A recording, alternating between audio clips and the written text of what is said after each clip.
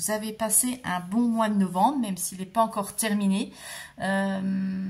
Donc aujourd'hui, on va faire le budget prévisionnel pour le mois de décembre. Donc je vous montre pas ma tête aujourd'hui parce que j'ai une mine affreuse. Donc je vais vous épargner ça. Donc exceptionnellement, aujourd'hui, je montre pas ma tête. Vous savez qu'en général, quand je fais le budget prévisionnel au début, je me fais un petit face caméra pour discuter, pour vous expliquer les choses. Mais là, aujourd'hui, non. Voilà. Mois de décembre, ça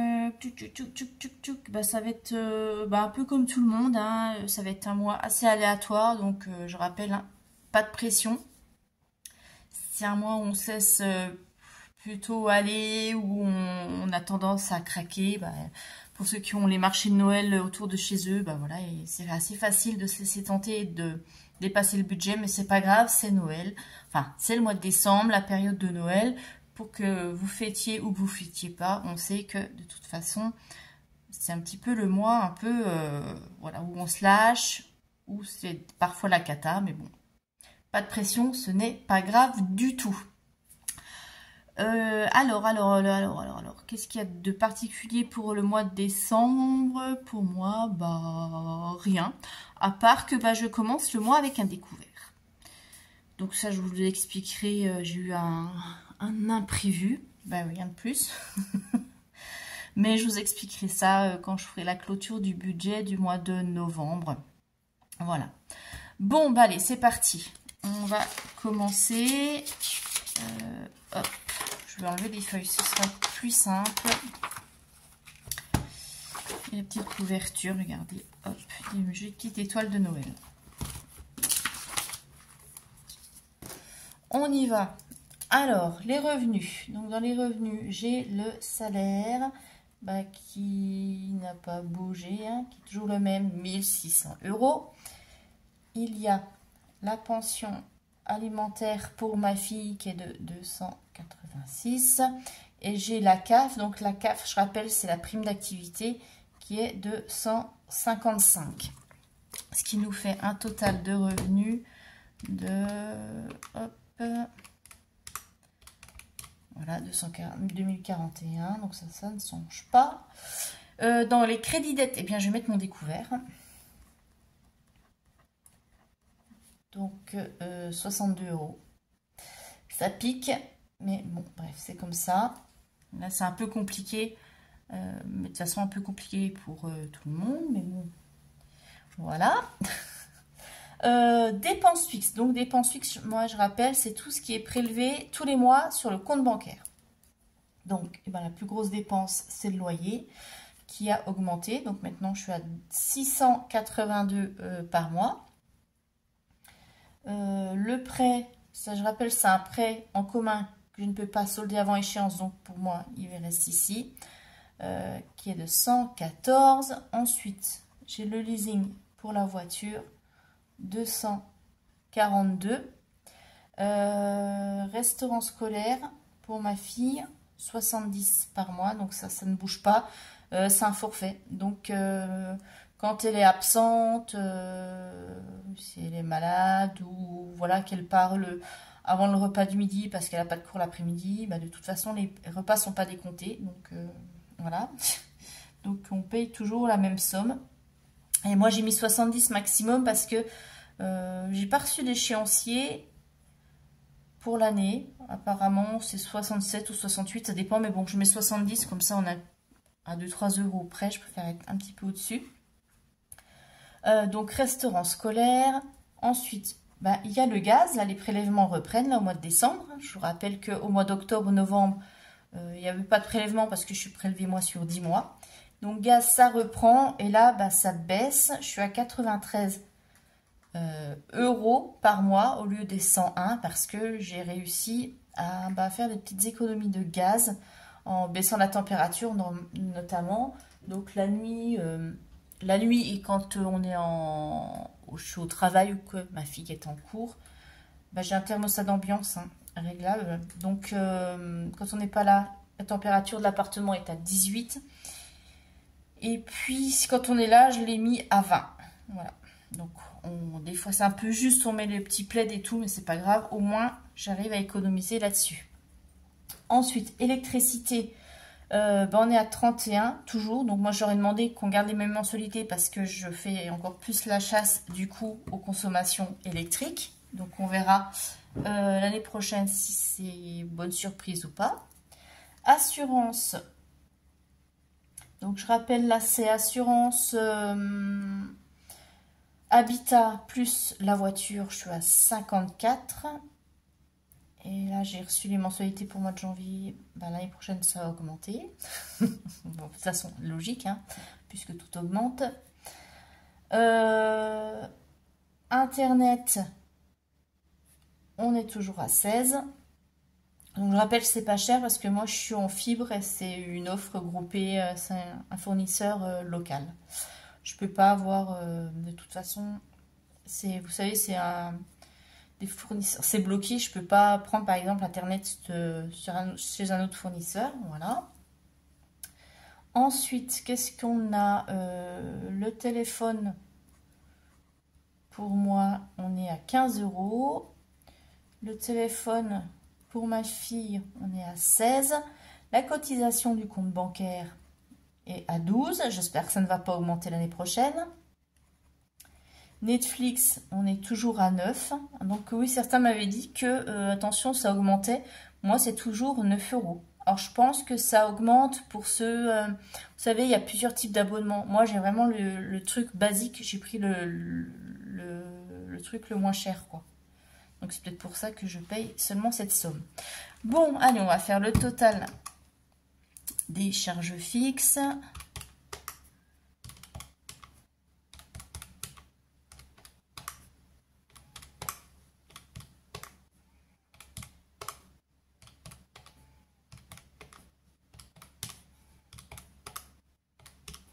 Donc, on est à 1354. Hop. Ensuite, donc, dans les virements permanents, eh bien, j'ai mon virement vers le LEP qui est de 40 € et ça, c'est pour alimenter ma prévoyance obsèque. Enfin, c'est une petite enveloppe que je fais pour que mes enfants puissent régler mes frais d'obsèque. Et puis, vers mon livret, maintenant, je vous dis des bêtises, c'est l'inverse. Excusez-moi, j'ai une migraine encore aujourd'hui. Le livret, les 10 € c'est pour les obsèques, voilà. Et le LEP 40 €, c'est pour le fonds d'urgence. Je vais y arriver. Et en plus, il y avait Cinco qui était couché là, ça m'a perturbée. Dépenses variables. Alors, en dépenses variables, qu'est-ce qu'on a? Bon, on a le carburant. Donc là, toujours budget de 50 €. Et puis, les frais de péage, puisque je suis partie là ce mois-ci dans la famille. Donc, je vais essayer de gratter en prenant des nationales et tout. Mais bon, c'est vrai qu'au retour, j'étais tellement fatiguée que j'ai pris l'autoroute. Donc, forcément, il y a 30 € de frais de péage. Puisque moi, comme j'ai l'abonnement, j'ai le badge, c'est prélevé sur le mois d'après. Donc, ce qui nous fait 80 € de dépenses variables. Enveloppe. Donc là, c'est tout ce que je retire en espèces pour mon fonctionnement quotidien. Donc, on a déjà les courses. Donc, je rappelle, l'enveloppe course, c'est tout ce qui est alimentaire, shampoing, gel douche, produits d'entretien, etc. Puisque moi, je fais tout au même endroit. Je ne fais pas plusieurs magasins. J'achète tout chez Lidl. Donc, ça ne sert à rien d'avoir plusieurs enveloppes. Je mets tout dans la même et c'est très bien comme ça. Et là, on est toujours à 280 € par mois. J'espère que je vais m'y tenir parce que là, en ce moment, c'est un petit peu compliqué au niveau des courses. Au niveau des menus, je fais toujours mes menus, mais c'est vrai que là, j'ai tendance à mettre des plats tout préparés parce que j'ai vraiment pas envie de cuisiner. J'ai la flemme. Et comme j'ai plus aucun plaisir à passer à table, en fait, je mange pour pas avoir faim, quoi. Donc, j'ai aucun plaisir à manger, aucun plaisir à cuisiner. Alors, j'espère que ça va passer. Donc, forcément, ça se ressent sur le budget course. Hein. Quand on achète du tout prêt, ça coûte beaucoup plus cher que si on achète des légumes et qu'on cuisine. Donc, j'essaye de me booster, mais il y a un moment, je peux arrêter aussi de me torturer, de me faire du mal. Si j'ai pas envie, bah j'ai pas envie, puis c'est tout. Bah, tant pis pour le budget. Voilà. Donc, course 280. L'enveloppe d'hiver, je rappelle, ça c'est mon mini fonds d'urgence. C'est au cas où dans une enveloppe j'ai pas assez, je pioche dedans. Donc il y a 20 €. Pour les loisirs, bah, je mets 20 € parce qu'on va avoir les marchés de Noël. Donc peut-être qu'on va aller faire un petit tour de temps en temps dessus pour boire un petit vin chaud ou se manger un petit cornet de marron. Donc 20 € pour les loisirs. L'argent de poche, bah, ça change pas, c'est toujours 10 €. Et puis bah, l'enveloppe Létis, ça je rappelle, c'est pour manger une fois dans le mois au food truck ou au resto avec les collègues, voilà. C'est un petit plaisir de temps en temps. Et voilà, allez, on va faire le petit total. Plus ce qui nous fait 350 pour la catégorie enveloppe. Je vais y arriver, décidément. Pouf. Allez, on va faire maintenant le solde pour voir ce qu'on va mettre dans les épargnes. Donc je prends méthodique. Hein. Donc mes 2000 €, 41 de revenus, moins bah, mon découvert. Parce que je le paye en une fois, hein. Je ne vais pas répartir sur 2 mois. Comme ça, je rattaque que le mois de janvier, j'espère, avec un compte propre à 0. Moins mes charges fixes, moins mes virements.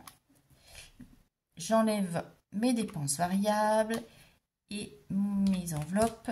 Il nous reste 145 € pour mettre dans les épargnes. Bon, c'est pas énorme, mais c'est mieux que rien. Donc le train, c'est comme d'habitude 40 €. Donc moins 40. Les anniversaires. Et il reste 95. Et ben je vais mettre les 90 dans le voyage qui est prévu là au mois de mai. Comme ça, 90. Ce qui nous fait 140 d'épargne. Et il restera un solde de 5 € sur le compte si tout va bien. Et bien voilà pour ce mois de décembre. Hein. Bon après, je pense que ça devrait aller à peu près, on verra. J'espère que j'aurai pas de mauvaise surprise. Normalement non. Voilà. Bon, bah écoutez, je vous laisse. Je vous dis à très bientôt pour faire le bilan du mois de novembre, voilà. Et puis courant décembre, je vous montrerai tout ce qui est prévu pour l'année 2024.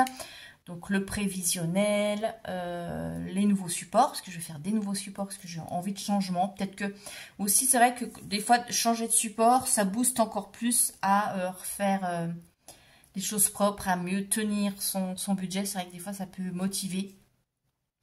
Notamment quand on redémarre au début sur les nouveaux supports, on a envie que tout soit carré, tout bien. Après, c'est vrai que je vous avoue, le fait de filmer, de vous poster mon budget, ça me booste aussi pour respecter. Je pense que si je filmais pas, que je faisais le budget juste pour moi, j'aurais peut-être tendance à être moins vigilante, à dire je m'en fiche, mais là je dis il faut quand même que je tienne. Donc c'est une motivation supplémentaire. Mais après de toute façon, c'est vrai que c'est difficile un petit peu pour tout le monde. Hein. Je vois dans vos commentaires, vous êtes aussi plusieurs à avoir du mal, à craquer, à pas avoir envie de cuisiner, à vous lâcher, à être moins motivé. Je dirais que c'est peut-être aussi ouais, le temps un petit peu morose, peut-être l'ambiance générale. C'est normal. On est des êtres humains, c'est normal d'avoir des hauts et des bas. C'est pas grave, on fait avec et puis on redémarrera 2024 sur de meilleurs augures, un peu plus boostés avec de nouvelles motivations. Voilà. Allez, je vous fais de gros bisous. N'hésitez pas à commenter et à liker les vidéos, c'est important pour moi. Je vous remercie. Je vous fais des gros bisous et à bientôt. Bye bye.